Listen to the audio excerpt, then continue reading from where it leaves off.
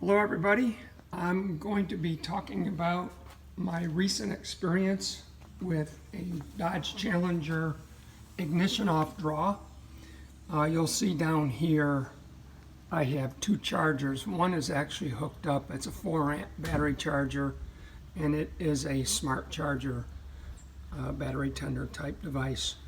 Over here we have a 3/4 amp, puts out 750 milliamps max battery tender, and that's what I used to charge the Challenger with until I had a recent experience, and I'm going to walk you through that. So I'm going to set this down for a second. I'll get right back.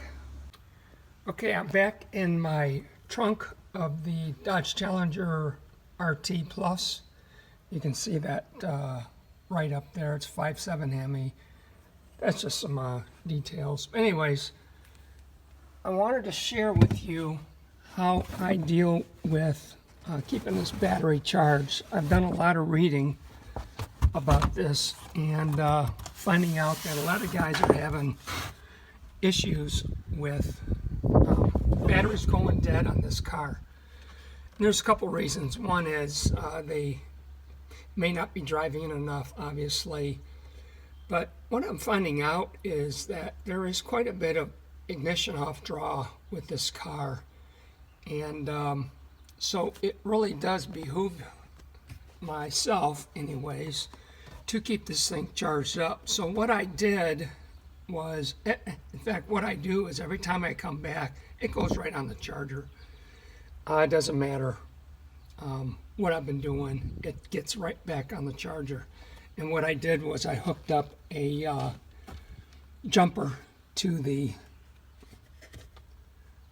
right directly to the battery. So this is a positive, obviously negative here, and this is just cover. I was able to keep the cover on there. I like to do that with the especially with the positive post.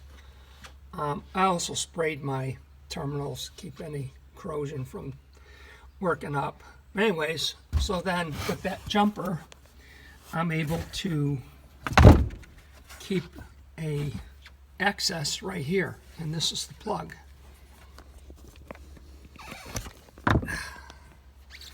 So that plug is to the charger, and this is to the jumper, and it has a little plug. And I just leave that laying out like that. If you don't like that, you can just lift it up and shove it underneath. If I were traveling and packing a lot of stuff, that's probably what I would do.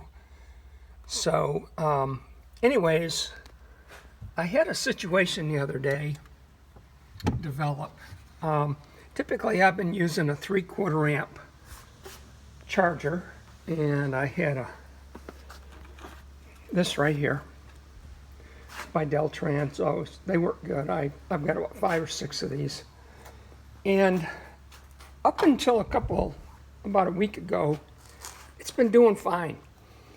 But I ended up wanting to detail the car, so I started the engine up, backed it out, shut it down, left the doors open for an hour, left the trunk open, finished up my cleaning, started back up, pulled in, listened to the radio for a while, and then hooked the charger up. Well, I came back in the morning and the charger was red, and I typically don't see that. So, long story short, the charger ended up staying on for a couple more days, which I find a little bizarre. But anyways, that's what happened. And so I decided I was going to go find my IOD leak. So I tore into the fuse box, which is underneath the, there's actually 2 of them. This is the main box. There's the fuse box right here.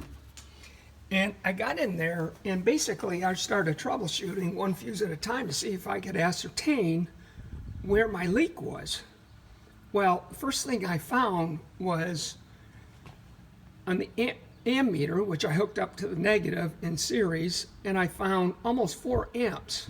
And I'm like freaking out. So I thought, all right. And then it dropped to just under 2. Eventually, it went down to 50, somewhere between 50 and 75 milliamps, which anything over 50 in my mind is quite a bit. So anyways, I gave myself a timeout and decided to try to figure out what the heck was going on here. And I finally came to the conclusion that this car, the way it's designed, all these interior lights stay on for a while and then they slowly start shutting down. And that puts a lot of strain on a battery. And if you don't drive it regularly, that coupled with the ignition off draw can really tax a battery. And so what I came up with was this 4 amp battery charger. And I'll tell you what, that thing does the trick. I can get out, shut everything down, hook up my battery charger, and within a few minutes, all the green lights are on. And that's what I'm always striving for. And when I come out in the barn or the garage, I want to see green lights.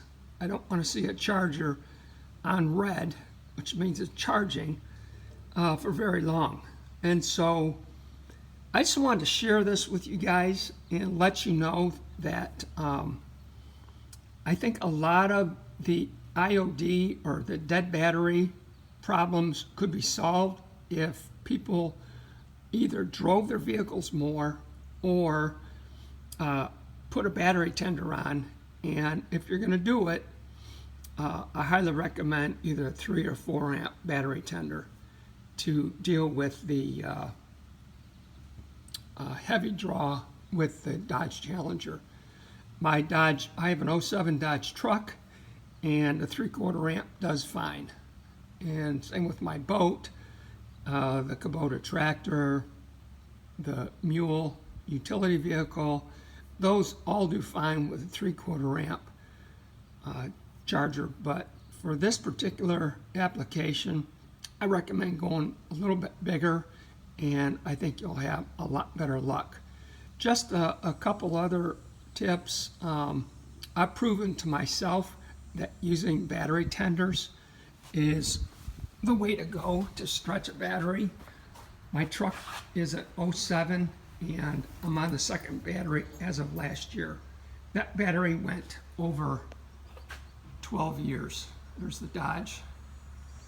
Boat battery is 11 years, or I should say the boat is 11 years old, and since I've owned it, and I'm still on the original battery when I bought the boat, and so that makes that battery probably 12 plus years old, and it's doing just fine. So something to think about. The Kubota battery over there is the original battery, and that vehicle is 14 years old, and I always keep it on a battery tender. So give it some thought, and I hope you guys like this and find it useful. Take care.